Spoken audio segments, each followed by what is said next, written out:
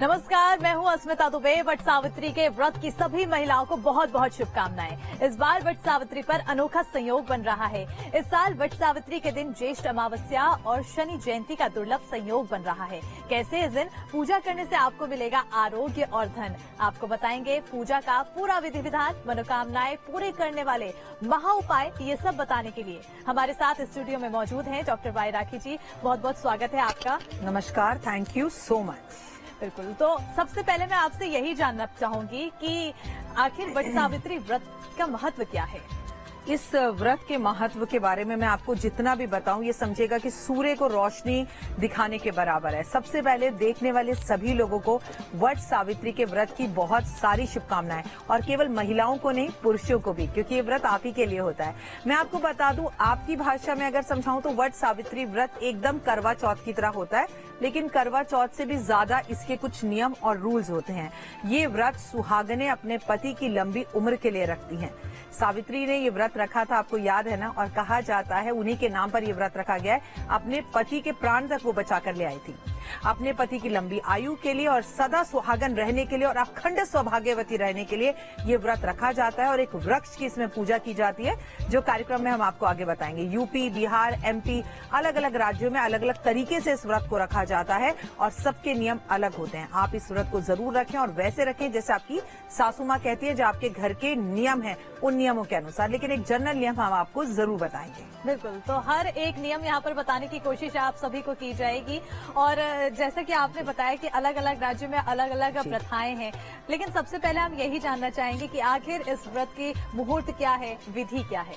देखिए, कभी भी कहते हैं जेठ मास की जो अमावस्या होती है उस दिन ये व्रत रखा जाता है, और सावित्री ने रखा था। इस व्रत में सुबह सुबह सुहागनें उठती हैं, सूर्य उदय के टाइम पर उठती हैं और उठकर इसकी पूजा की जाती है। और जब तक आप बरगद के पेड़ की पूजा नहीं कर लेते, बरगद का पेड़ मैं यहाँ आपको क्लियर कर दूं, कहते हैं जिसकी जड़ों के अंदर जो है ब्रह्मा जी का वास है, जिसके तने के अंदर विष्णु जी का वास है, और जिसकी जो पत्तियां हैं और टहनियां हैं उसमें शिव का वास है। तो तीनों ही जगहों की पूजा बड़े तरीके से की जाती है। इसमें हम टहनी की पूजा भी करते हैं, जड़ में पानी भी देते हैं, पत्ता भी घर लाते हैं, इसका फूल बालों में भी लगाते हैं और इसके तने पर धागा भी बांधते हैं। यानी ब्रह्मा, विष्णु और महेश तीनों को हम मना लेते हैं। अब बात करें आप मुहूर्त की, तो सुबह सूर्य उदय के साथ ये पूजा शुरू होती है और सुबह सुबह तैयार होकर, सोलह श्रृंगार कर महिलाएं सूरज की पहली किरण के साथ जो है पहुंच जाती हैं वट सावित्री की पूजा करने के लिए। लेकिन अब केवल देश में नहीं, विदेश में भी ये पूजाएं की जाती है। कई लोगों के यहाँ पर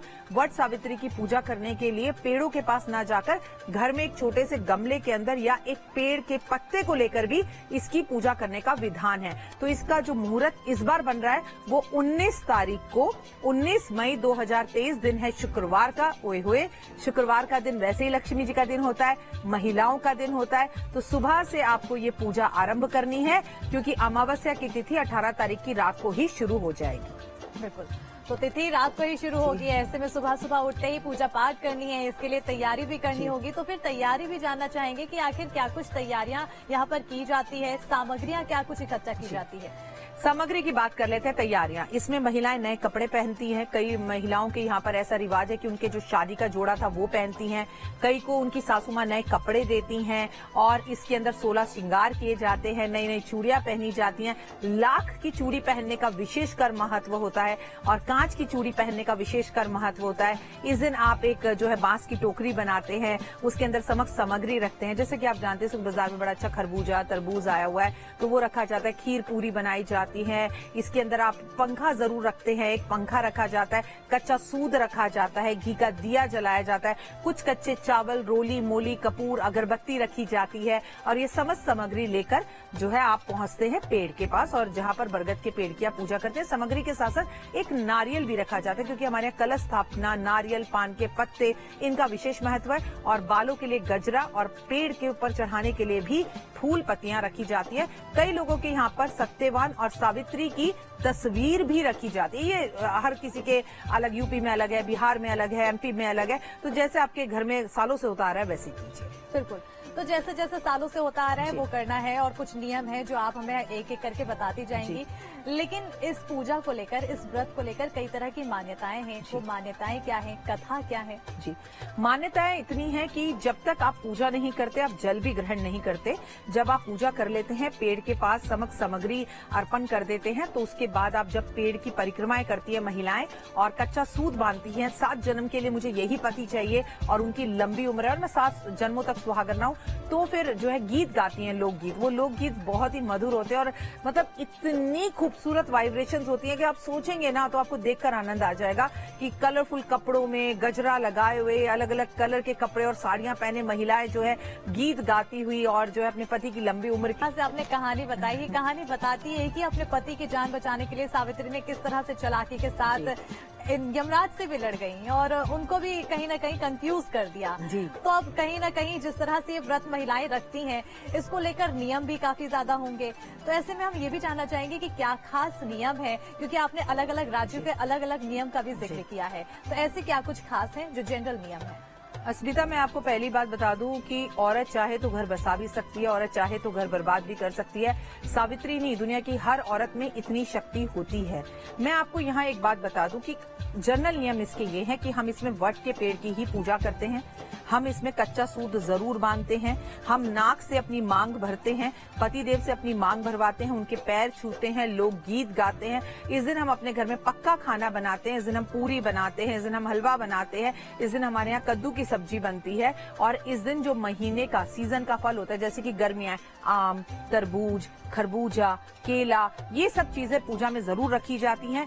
इस पूजा के अंदर नियम है कि आप जो है परिक्रमा जरूर करते हैं इस पेड़ की, कि 7 जन्म तक आपके पति की अकाल मृत्यु न हो। देखिए, मृत्यु तो सबकी ही होगी, सबकी होगी, क्योंकि वो एक अखंड सत्य है। लेकिन अकाल मृत्यु, जैसे कि अभी कोविड में हमने देखा, तो अकाल मृत्यु से आपके रिश्ते के अंदर दूरियां नहीं आती। और मैं आपको एक बात बता दूं, इस व्रत को कुंवारी लड़कियां भी रख सकती हैं, ताकि उनको उनका मन इच्छित वर मिले और सावित्री और सत्यवान जैसी उनकी जोड़ी हमेशा बनी रहे और एक ऐसी पत्नी आपके जीवन में आए जो आपके जीवन को बाहर लेकर आए। देखिए, उसने केवल अपने पति के प्राण नहीं बचाए, सास ससुर की भी आंखें वापस मांगी, जो कि उसका कर्तव्य था। उसने धन दौलत भी वापस मांगा, 100 पुत्र भी मांगे। तो ऐसी ही बहू हर किसी को चाहिए होती है। तो अगर कुंवारी लड़कियां भी इस व्रत को रखती हैं, तो उनके अंदर भी सावित्री जैसा चरित्र आता है और वो शक्ति आती है, तो पॉजिटिव एनर्जीज आती हैं। इस व्रत को जब आप बरगद के पेड़ की पूजा कर आए, घर आए, पतिदेव के पैर छुएं, उनसे मांग भरवाएं और उनके हाथ से कुछ खाकर अपना व्रत खोल सकते हैं, अगर आपके घर में यही नियम है। क्योंकि कुछ लोगों के यहाँ संध्या के टाइम पे शाम को ये व्रत खोला जाता है। बहुत ही अच्छी बात बताइए। अब मैं ये भी जानना चाहूंगी राखी जी, क्योंकि आपने ये जिक्र किया था कि जो मौसमी फल हैं उसका सेवन करें, और ऐसे में मौसमी फल के साथ साथ क्या ऐसी चीजें हैं जो सेवन नहीं करना चाहिए? क्योंकि सेवन करना तो आपने बताया है, कुछ चीजें ऐसी होती है जो नहीं खाना चाहिए। देखिए, खट्टी मीठी चीजें, जैसे कि मैं आपको बताऊं, नींबू इस दिन मत खाइए, क्योंकि कहते हैं जैसा खाते हैं अन्न वैसा ही होता है मन। मीठा खाइए, खट्टा मत खाइए, किसी और के घर का मत खाइए। आपने व्रत अपने घर के लिए रखा है, आप सुबह से बड़े सज सवर रही हैं, एक दिन पहले से मीठे पोहे बना रही हैं, तैयारी कर रही हैं, और उसके बाद आप सहेली आपकी कहती है कि चल तू मेरे घर चल, तो व्रत तो आपके पति के लिए है ना, तो आप अपने घर का नमक खाइए, अपने घर का खाना खाइए। भले ही थोड़ी देर बाद सहेली के घर चले जाइए, लेकिन अपने घर का भोजन करें, खट्टा ना खाएं, किसी और के घर का ना खाएं। और बहुत से नियम इसमें ऐसे भी हैं जो मैं आपको आगे बताऊंगी, जो हमें नहीं करने चाहिए। मतलब हमें, अगर आप कहें तो मैं अभी बता दूं, जैसे इसके अंदर हमें काली चूड़ियां नहीं पहननी चाहिए, काले नीले कपड़ों से दूर रहना चाहिए। जब हम पूजा करने के लिए पेड़ के पास जाएं, तो हमें कभी भी बाल खुले नहीं रखने चाहिए। हमें इस दिन किसी और को अपना सिंदूर नहीं देना चाहिए, अपनी बिंदी नहीं देनी चाहिए, किसी और का सिंदूर या बिंदी नहीं लेना चाहिए, किसी और को अपनी खाद्य सामग्री नहीं देनी चाहिए। पेड़ के बरगद की पूजा कर सीधा अपने घर लौट कर आना चाहिए, पूजा कर किसी और के घर नहीं जाना चाहिए। बिल्कुल। तो ये जो से आपने जो नियम बताया है कि पूजा करके किसी और के घर नहीं जाना है, किसी और को अपना सिंदूर नहीं देना है, लेकिन एक चीज मैंने अपने घर में भी देखी है, जैसे मेरी माँ भी इसकी पूजा करती हैं, और वो जो प्रसाद होता है उनके द्वारा मैंने देखा है कि वो खुद का जो प्रसाद है वो उसका सेवन नहीं कर पाती हैं। ऐसा भी कुछ नियम होता है? देखिए, मैंने आपसे कहा आप यूपी से हैं, ठीक है, यूपी में अलग है, एमपी में अलग है, राजस्थान में अलग है, मध्य प्रदेश में भी कई जगह, अब तो क्योंकि सब लोग एक दूसरे की जगह पर रहते, लंदन कनाडा तक ये व्रत रखा जाता है। आपकी सासू माँ या आपके आपके बड़े बुजुर्ग जैसा बता गए हैं आप उसे कीजिए। डॉक्टर वाई राखी को फॉलो करने की जरूरत है, मैं एक जनरल वे में बता रही हूँ। लेकिन एक बात है, आप इस व्रत का फल या प्रसाद सबसे पहले अपनी सासू माँ को खिलाएंगी, पतिदेव को खिलाएंगी, उनके पैर छुएंगी। इस दिन आपके पतिदेव को आपको कोई चीज तोहफे में देनी चाहिए, आपके पतिदेव को भी आपको कोई चीज तोहफे में देनी चाहिए। कई लोगों के घर में होता है, जैसे कि स्मिता जी ने बताया कि इनके घर में फल, ये प्रसाद इनकी मदर ग्रहण नहीं करती हैं, लेकिन कई लोगों के यहाँ पर पति को प्रसाद देकर, उनके पैर छूकर, उनसे मांग भरवाकर उन्हीं के हाथ से ये प्रसाद खाया जाता है। जो भी अगर आपके घर की जो विधि है, जो भी आपके सास ससुर कहते हैं, उनके हिसाब से काम कीजिए। लेकिन अगर आपको कुछ भी दिमाग में नहीं चल रहा है और आपको पूरी मनोकामनाएं पूर्ण करानी है, तो ऐसे में आप डॉक्टर वाई राखी की तरफ से जो भी बताया जा रहा है उसको आप फॉलो कर सकते हैं। आपको कहीं न कहीं जरूर उसका फायदा मिलेगा। अब ये भी जानना चाहेंगे वाई राखी जी, क्योंकि वट सावित्री के दिन कई तरह की अलग अलग मान्यताएं हैं। फल हो गया, आपने बताया कि क्या क्या फल चढ़ाया जाता है, और फिर कई, जैसा कि आपने बताया कि अलग अलग राज्य हैं, तो कोई संध्या में व्रत को खत्म करता है और कोई जल्दी ही या फिर पूरा दिन व्रत रखते हैं। अब व्रत तो रखने का वो आपने बता दिया, लेकिन आखिर इसको खत्म कैसे करना है, यानी कि व्रत को उद्यापन कैसे, उद्यापन की बात कही जाती है, वो कैसे करना है? देखिए, सबसे पहली बात तो मैंने आपको बताया कि बहुत ही आसान व्रत है ये। इसमें उद्यापन करने के लिए आप गए, बरगद के पेड़ की पूजा करी, खाने का सारा सामान जो आपने बनाया आप बांस के टोकरे में ले गए, वहां पर अर्पण कर आए। आते वक्त वहां का एक फूल लेकर आ गए, अपने बालों में आपने उस फूल को लगाया, अपने पतिदेव को वो फूल भेंट स्वरूप दिया। तो ये तो एक तरीका है इस व्रत को, घर आकर अपने एक टाइम का भोजन कर लिया। मैं तो आपसे ये सलाह दूंगी, अगर आपके घर में होता भी है उस दिन लहसुन प्याज खाना, तो मत खाइए। उस दिन बिना लहसुन प्याज का सात्विक सीधा भोजन करें। और उस दिन आप अपने घर के अनुसार, अगर आपका व्रत शाम के संध्या के टाइम पर खुलता है, संध्या के टाइम पर खोलें, सुबह ही खुल जाता है, सुबह ही खोलें। लेकिन जैसे कि सावित्री ने अपने सास ससुर के नेत्र मांगे थे, कहते हैं इस दिन आपको अपने सास ससुर को कोई चीज तोहफे में जरूर देनी चाहिए। देखिए, बड़े तो हमेशा ही देते हैं, आप अगर कायदे से उनको कुछ देंगे तो वो भी आपको जरूर ही देंगे। लेकिन अगर इस दिन बहुएं अपनी सास ससुर को कोई चीज तोहफे में दे, चाहे वो कपड़े हो, सोना हो, चांदी हो या फल हो, या आप कुछ भी उन्हें तोहफा देना चाहें तो दे। इससे आपका जो है ना सौभाग्य बढ़ता है। और पतियों से भी कहूंगी कि आपकी पत्नियों के लिए आप उनके साथ जाएं, पेड़ के पास खड़े होकर दोनों पूजा करें। क्योंकि जब सावित्री और अगर सत्य उनको देखा जाए, उनके पति को, तो वो दोनों साथ ही थे और पेड़ के पास थे। मैंने बहुत सी महिलाओं को देखा, कई बार तो महिलाएं अकेले जाती हैं, लेकिन कई बार अपने पति को लेके भी जाती है। तो पतिदेव को लेके जाना बहुत अच्छा है और उनके पैर छूना बहुत जरूरी है, पतिदेव से मांग भरवाना बहुत जरूरी है। और आज थोड़ी देर एक दूसरे के साथ इस पेड़ के चक्कर काटना और अपनी गलतियों के लिए एक दूसरे को माफ करना और जीवन को आगे बढ़ाना भी बेहद ज्यादा जरूरी है। बिल्कुल। तो अगर पति को लेके जाते हैं आप अपनी, तो और उनसे मांग भरवाते हैं, तो कहीं ना कहीं आपको और भी ज्यादा फल मिलेगा। अब मैं ये जानना चाहूंगी, क्योंकि जब जाते हैं हम वट के पास जाते हैं, तो वहाँ पर आपने बोला कि सामान जो है वो अर्पण किया जाता है। ऐसे में क्या क्या सामान वहाँ पर अर्पण करते हैं, कितनी बार फेरी लगानी चाहिए, ये भी जानना चाहेंगे। 7 तो फेरी लगाई जाती है, 7 फेरी लगाते हुए 7 बार धागा बांधा जाता है, लोक गीत गाए जाते हैं, भजन गाए जाते हैं और भगवान को श्रृंगार का सामान अर्पण किया जाता है। सावित्री और सत्यदेव के लिए कपड़े रखे जाते हैं और रोली मोली कपूर, अगरबत्ती, लौंग, इलायची वहां रखी जाती है। पान का बीड़ा अर्पण किया जाता है, पंखा अर्पण किया जाता है और सबसे महत्वपूर्ण बात, काले तिल अर्पण जरूर किए जाते हैं, क्योंकि अमावस का टाइम है। ये बात याद रखिएगा। और एक मटका पानी भरकर, जिसे आप कलश कह सकते हैं, उसे आप अपने घर से भी लेके जा सकते हैं, मिट्टी का भी।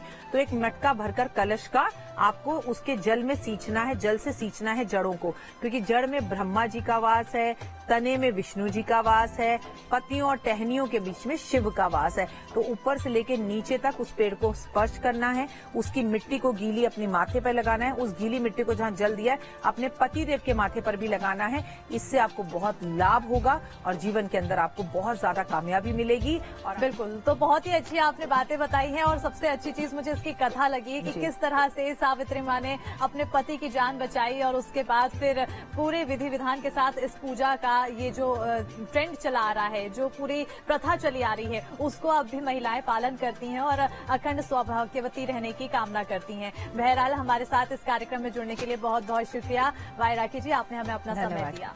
और आशा करती हूँ कि आप सब महिलाएं भी इस तरह से पूजा पाठ करके अखंड सौभाग्यवती रहेंगी, अपने घर में खुशहाली बढ़ती रहेंगी और कहीं न कहीं मनोकामनाएं जो भी हैं वो भी आपकी पूर्ण होंगी। इसी के साथ हम यहाँ पर विदा लेते हैं और तमाम जो भी विधि विधान है उसको आप फॉलो करते रहिए ताकि आपके घर में खुशहाली रहे। हमारे इस कार्यक्रम में फिलहाल इतना ही। खबरों के लिए देखते रहिए न्यूज़ स्टेट।